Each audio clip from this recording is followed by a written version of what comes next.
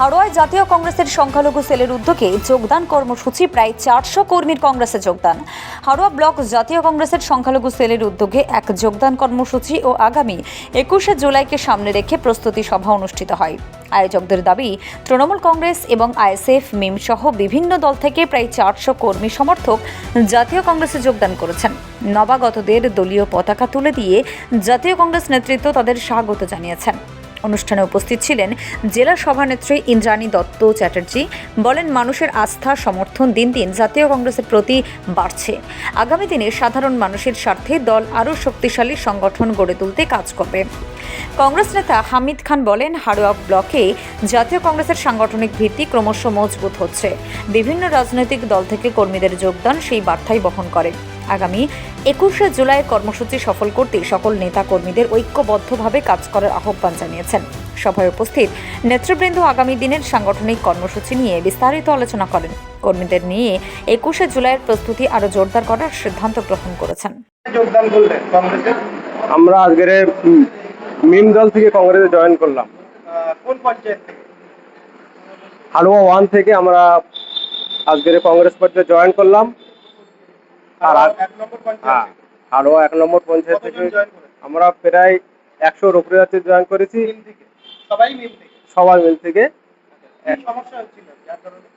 সমস্যা বলতে আজকের আমরা দেখতে পাচ্ছি একমাত্র এই পশ্চিমবাংলার বুকে বা পুরো ভারতবর্ষের বুকে যেভাবে বিজেপি সরকার দুর্নীতি করতে বা মানুষের উপরে চাপ কষ্ট যেভাবে দিচ্ছে, মানুষ সুখে নেই। আজকের এই বিজেপি সরকারকে রুখতে গেলে একমাত্র কংগ্রেস পার্টি পারে, আর একমাত্র রাহুল গান্ধী পারে এই বিজেপি পার্টিকে রোখার জন্য। ওই জন্য আজকের মিম পার্টি থেকে ছেড়ে আমরা কংগ্রেস পার্টিতে জয়েন করেছি। আশরাফুল রহমান। আজকে শুধু তৃণমূল নয়, আজকে এখানে মানে বিম থেকে এসছে এবং আইএসএফ থেকেও এসছে, তৃণমূল তো আছেই।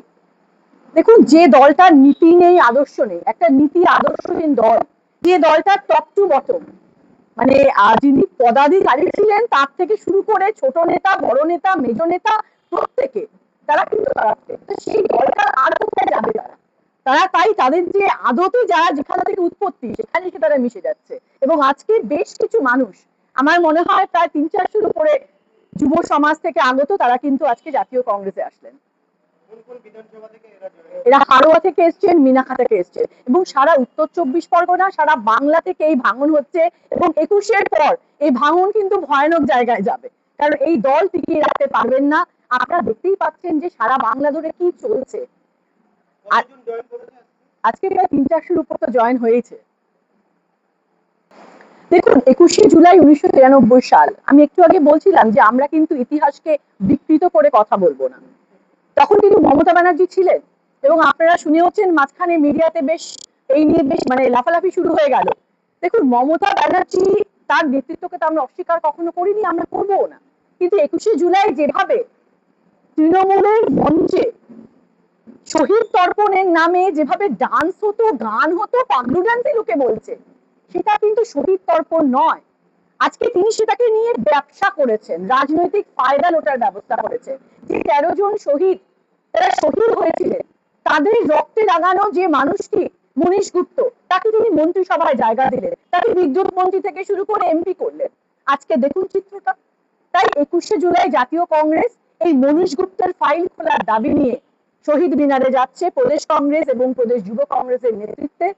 এবং আমাদের দাবি যে এই বাংলায় বিজেপি সরকারের আমলে যে নোংরামি চলছে, যেভাবে হিন্দু মুসলিম নিয়ে যেভাবে তারা ভাগাভাগির চেষ্টা করছে, যেভাবে একটা রথযাত্রাকে কেন্দ্র করে সেখানে অনুদান দিচ্ছে, কিন্তু আমরা চাইছি এই সরকারের মুখে উঠে আসুক যুব সমাজ।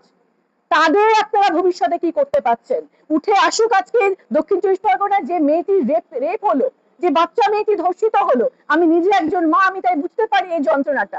তার কেন কোনো সুরাহা হলো না?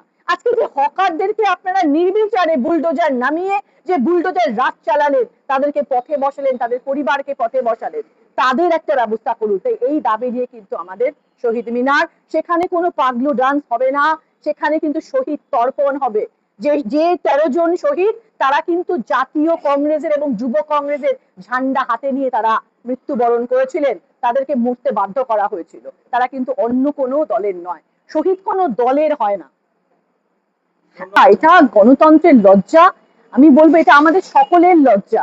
যেভাবে আজকে সোনাম অঞ্চকের মতো একজন শিক্ষিত মানুষ, তাকে আজকে কতদিন, মানে প্রায় মনে হয় 20 দিন হলো নাকি, 21 দিন আজকে, তাকে যেভাবে পুলিশ সাদা কাপড় দিয়ে ঢেকে, যাতে লোকচক্ষুর আড়ালে তাকে তুলে নিয়ে গেল। এবং একটু আগেও আমি দেখছিলাম যে ওনার ওয়াইফ এই নিয়ে রীতিমতন ক্ষুব্ধ যে ওনার যে ট্রিটমেন্ট হচ্ছে না, ডাক্তারদের সঙ্গে কথা বলতে দিচ্ছে না, এবং উনি চাইছেন ওকে একটা নতুন হসপিটালে স্থানান্তর করার জন্য। এটা আমাদের গণতন্ত্রের লজ্জা। আমাদের সত্যি কিছু বলার নেই। এই সরকারের যদি যতক্ষণ না পতন হবে, ততক্ষণ কিন্তু এই ভারতবর্ষ মুখ তুলে দাঁড়াতে পারবে না। ততক্ষণ যুব সমাজ তাদের কথা রাখতে পারবে না, ততক্ষণ যুব সমাজ মেরুদণ্ড সোজা রাখতে পারবে না। তাই এই সরকারের পতন অনিবার্য। এবং আমাদের জননেতা রাহুল গান্ধী, তিনি কিন্তু শুধু জাতীয় কংগ্রেসের নয়, তিনি কিন্তু আজকে ভারতবর্ষের আওয়াজ। ধন্যবাদ। এখান থেকে হাড়োয়া থেকে হয়েছে, তারপরে মিনাখা পঞ্চায়েত থেকে, মিনাখা 4টে অঞ্চল থেকে এসছে, হাড়োয়া এসে খাসবালান্ডা থেকে এসছে, এই দিক দিয়ে এসছে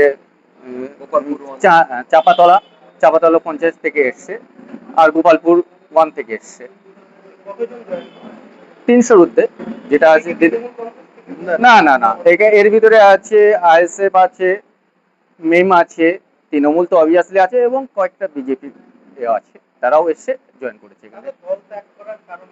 অ্যাকচুয়ালি তারা স্বতঃস্ফূর্তভাবে স্বাধীনভাবে যে চলাচলটা তারা উপলব্ধি করতে পারছে না, এবং অন্যান্য দল থেকে গিয়ে তারাও দেখেছে, উপলব্ধি করেছে।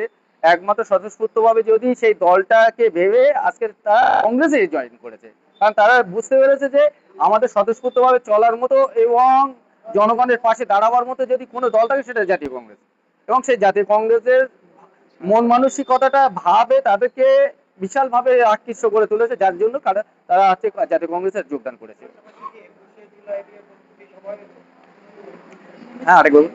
হ্যাঁ হ্যাঁ হ্যাঁ, প্রস্তুতি সভায় এখানে করলাম, এবং এখান থেকে অনেকেই 21শে জুলাই সেখানে শহীদ মিনারে আসবে, এবং তাদেরকে যথাযথভাবে যারা আমাদের ছেড়ে চলে গেছেন, হ্যাঁ, গুলিবিদ্ধ হয়ে মারা গেছে, তাদের আনতে, তাদের হাতে শান্তি কামনার জন্য ওখানে আর কি ওখানে উপস্থিত হবে।